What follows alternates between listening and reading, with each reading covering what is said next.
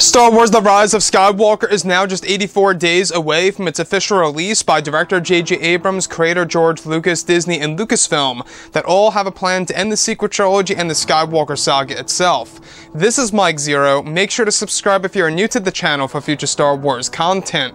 Now, one of the big aspects of Episode 9 is how not only is it going to be the culmination of the Skywalker saga, but it's also going to be a film that's going to serve as a foundation to create brand new Star Wars lore that's not only going to expand the Star Wars franchise and bring it in a different direction, but it's also going to change how we view the prequels and the originals. Whether or not that's a good or a bad thing all depends on how it's going to be executed on the big screen by JJ. Now, on top of all of this, these past couple of weeks or so, we've been learning a whole lot more about this film, and when it all comes down to one of the concept art descriptions, this is where things begin to get very exciting for Episode 9.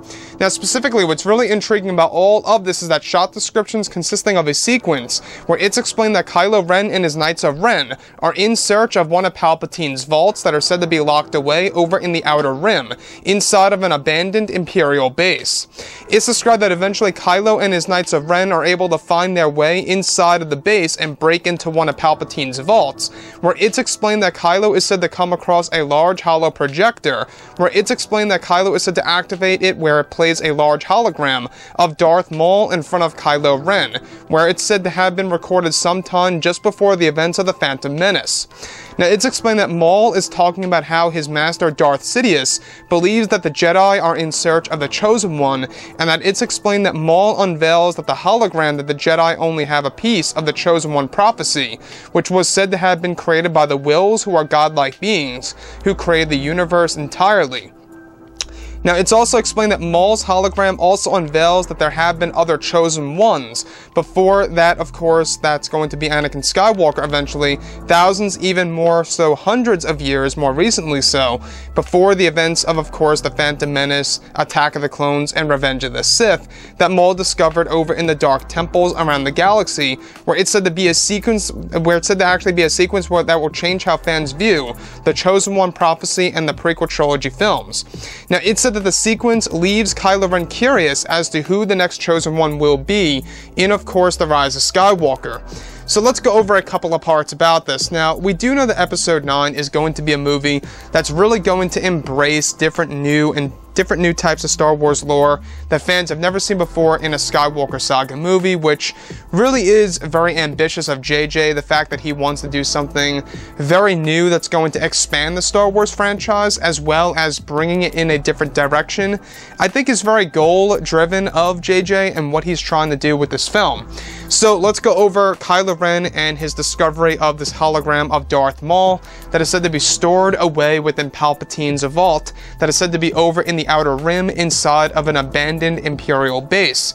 Now, like I say, we do know that this film is going to explore the origins of the First Order and even secrets of the Empire, and you can really tell that Palpatine was able to hide a lot of his objects, his relics, his artifacts, secrets away for decades on end. Now, this particular scene is where it's actually described that Darth Maul's hologram is said to unveil to Kylo Ren indirectly that there have been other Chosen Ones before the Chosen One at the point in time where Darth Maul didn't even know it was Anakin Skywalker, that there were multiple ones before the current Chosen One, that of course being Anakin Skywalker.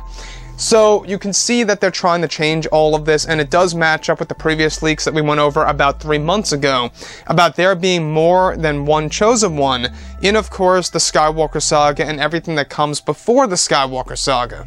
So what they're trying to do essentially here is that they're trying to expand not only the Star Wars franchise into the future, but also they're trying to expand the past of the Star Wars franchise and where things really pretty much began with the Chosen One prophecy and how it was really created.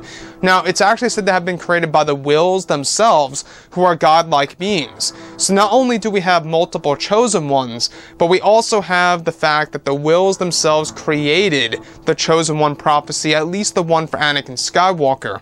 So that's the thing here, is that they really are changing episodes, you know, let's say for example 1, 2, and 3, and also everything that comes before and or in between, in order to really change our perception of everything related to the prequels and the originals. That's going to change our view, not just in the past 8 Star Wars films, but also specific characters, right? So I'm not quite sure how a lot of fans would really react to this. I think that really at the end of the day, you should stick to one chosen one and one chosen one only. Then again, it really does bring one to question, right? If it were to be only one chosen one, you know, Anakin Skywalker is already long and dead, and a greater evil is now rising, that of course being Palpatine returning in the flesh. Now the fact that there is going to be a new chosen one in The Rise of Skywalker brings one to question. Who is it really going to be? Is it going to be Rey, Kylo Ren, or somebody completely different that we are actually not expecting to see in this movie?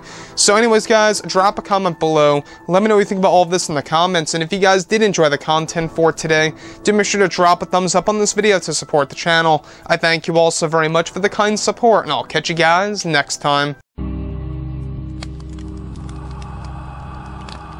Gun